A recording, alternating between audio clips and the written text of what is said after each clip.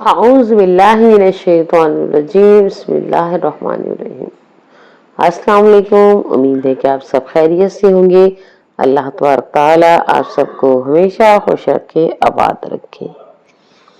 میرے پیاری بہنوں اور بھائیوں، آج میں ہمارے نبی حضرت محمد مصطفیٰ صلی اللہ علیہ وآلہ وسلم کے بارے میں بیان کروں گی کہ انہوں نے ایک پہلوان کو، ایک کشتی کرنے والے پہلوان کو کس طرح اسلام کی طرف بلایا۔ عرب میں ایک پہلوان تھا، اس کا نام رکانہ تھا۔ وہ بڑے ہی زبردست پہلوان تھا اور مشہور یہ تھا اس کے بارے میں کہ یہ 1000 آدمیوں سے مقابلہ کر سکتا ہے۔ بہت ہی طاقتور اور قوی تھا۔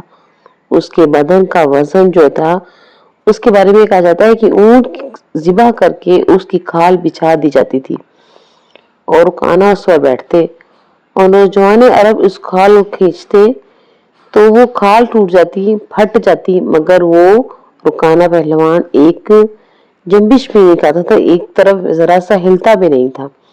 حضور اکرم صلی اللہ علیہ وآلہ وسلم نے ان کے سامنے اسلام کی دعوت پیش کی اور فرمایا، رکانہ، آخرت آنے والی ہے، کیوں اپنی عمر ضائع کر رہے ہو؟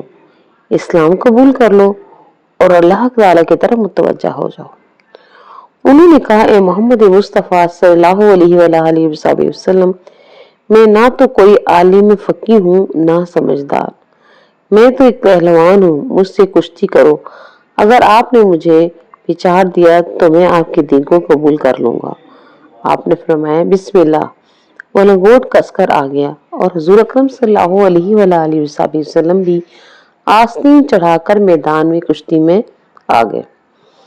ایک داؤ پیچ کے بعد حضور اکرم صلی اللہ علیہ وآلہ وسلم نے اس کی کمر میں ہاتھ ڈالا اور ایک ہاتھ سے اس طرح اٹھایا جس طرح کوئی چڑیا کو اٹھاتا ہے، سبحان اللہ، اور آہستہ زمین پر رکھ کر چھاتی پر بیٹھ گئے اور فرمایا، رکانہ اب کہو، مگر رکانہ کو یقین نہیں آیا کہ میں بچھڑ گیا ہوں، میں ہار گیا ہوں، کیونکہ کسی نے آج تک اسے ہرایا نہیں تھا۔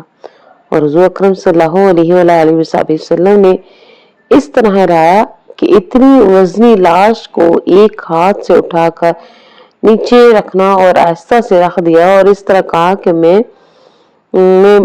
بچھاڑ گیا ہوں اور مجھے تو یقین ہی نہیں آیا، اس بات کو میں نے یقین نہیں کہ کیسے ہو سکتا ہے۔ ایک اور دفعہ کشتی کرو۔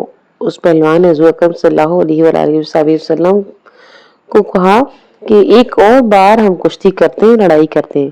حضور اکرم صلی اللہ علیہ وآلہ وسلم نے فرمایا، بسم اللہ۔ پھر آپ نے داؤ پیش کے بعد کمر میں ہاتھ ڈال کر اٹھا کر نیچے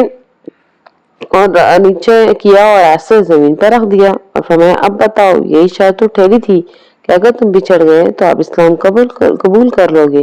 اس نے کہا، حضرت محمد مصطفیٰ صلی اللہ علیہ وآلہ وسلم، یہ آپ کی بدن کی قوت تو نہیں ہے، میری لاش چڑیا کی طرح اٹھا کر اونچا کر دی، معلوم ہوتا ہے کہ آپ کے اندر کوئی چیز ہے۔ حضور اکرم صلی اللہ علیہ وآلہ وسلم فرمایا کہ میں اس طرح والی چیزیں ہی کی دعوت دے رہا ہوں، بدن کی دعوت نہیں دے رہا۔ چنانچہ رکانہ نے اسلام قبول کر لیا اور اسلام میں پختہ ہو گئے اور بڑے بڑے کام بھی کیے۔ ایک مرتبہ بہت سے چور آئے اور رات کو بہت سے اونٹ بیت المال سے چرا کر چلتے بنے۔ صبح پتہ چلا تو آپ صلی اللہ علیہ وآلہ وسلم نے فرمایا کہ لوگوں، ان کے پیچھے توڑو۔ رکانہ نے کہا، میں تنہا ہی کافی ہوں۔ چور رات میں ہی نکل کھڑے ہوئے تھے اور تیزی سے بھاگے جا رہے تھے، معلوم نہیں کتنے دور چلے جا چکے تھے۔ رکانہ دوڑ پڑے اور راستے میں ان کو تھام لیا اور کہا کہ سامان اور اونٹ لے کر واپس چلو۔ چنانچہ ان کو پکڑ کر لائے اور حضور اکرم صلی اللہ علیہ وآلہ وسلم نے ان کو سزا دی۔ کہنے کا مقصد یہ بات ہے کہ بہت سے لوگوں کے دلوں میں حق آ جاتا ہے اگر تعصب نہ ہو، وہ واقعی حق طلبی ہو تو حق ضرور مل جاتا ہے۔ ان کے اگر ہم کسی کو حق کی بات کہتے ہیں، حق کی دعوت دیتے ہیں تو ضرور اللہ تعالیٰ اس بات کو قبول فرماتے ہیں۔ اللہ تعالیٰ ہم سب کو اس طرح دین کی خدمت کرنے کی توفیق عطا فرمائے، دین پر عمل کرنے کی توفیق عطا فرمائے، اسلام کی خدمت کرنے کی توفیق عطا فرمائے۔ یا رب العالمین ہم کو اسلام کی خدمت کرنے کے لیے توفیق عطا فرما دے۔ یا رب کائنات، یا ذوالجلال والاکرام، یا ارحم الراحمین ربی ہما کما ربیانی صغیرا۔